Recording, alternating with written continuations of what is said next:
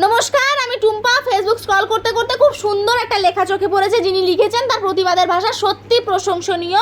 একটু আপনাদেরকেও পড়ে শোনাই। তুমি কে, আমি কে, আমরা প্রত্যেকে বাঙালি। তাহলে সারদায় ক্ষতিগ্রস্ত কি কোনো মারাঠি? যোগ্য শিক্ষক শিক্ষিকারা যে চাকরিহারা, তারা কি বিহারি?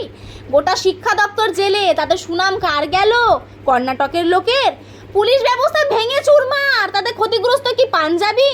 কলেজে কলেজে তৃণমূল ছাত্র পরিষদের দাদাগিরি, তাতে ক্ষতিগ্রস্ত কি দিল্লির ছাত্রছাত্রীরা? 1,76,000 কোটি টাকা থেকে রাজ্যের দেনা এখন 6 লক্ষ কোটি টাকা পার। তার দায় কি গোটা ভারতবর্ষ বহন করবে? যে শিক্ষামন্ত্রীর বান্ধবীর ঘরে কোটি কোটি টাকা পাওয়া গেল, তিনি কি তামিলনাড়ুর বাসিন্দা ছিলেন?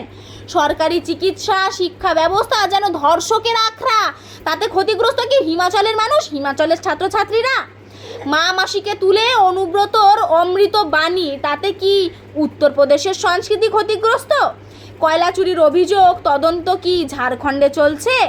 যোগ্য অভিনেতা অভিনেত্রীরা শুধুমাত্র তৃণমূল সমর্থক নয় বলে নিজেদের প্রতিভা তুলে ধরতে ব্যর্থ, সেজন্য কি মধ্যপ্রদেশের দর্শকেরা বঞ্চিত? সেচ দপ্তরের ব্যর্থতায় বাংলার বৃহত্তর অংশ এখন বানভাসী, তাতে ক্ষতিগ্রস্ত কি মণিপুরের মানুষেরা? এই যে এত কিছু হচ্ছে বাংলায়, তাতে ক্ষতিগ্রস্ত কারা? অন্যান্য রাজ্যের মানুষেরা।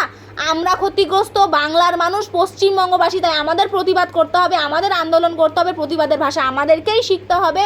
আর এই শোষণকারী সরকারকে ঢাকি সমেত বিসর্জনটাও আমাদেরকেই দিতে হবে, পশ্চিমবঙ্গবাসীকেই দিতে হবে এর যোগ্য জবাব।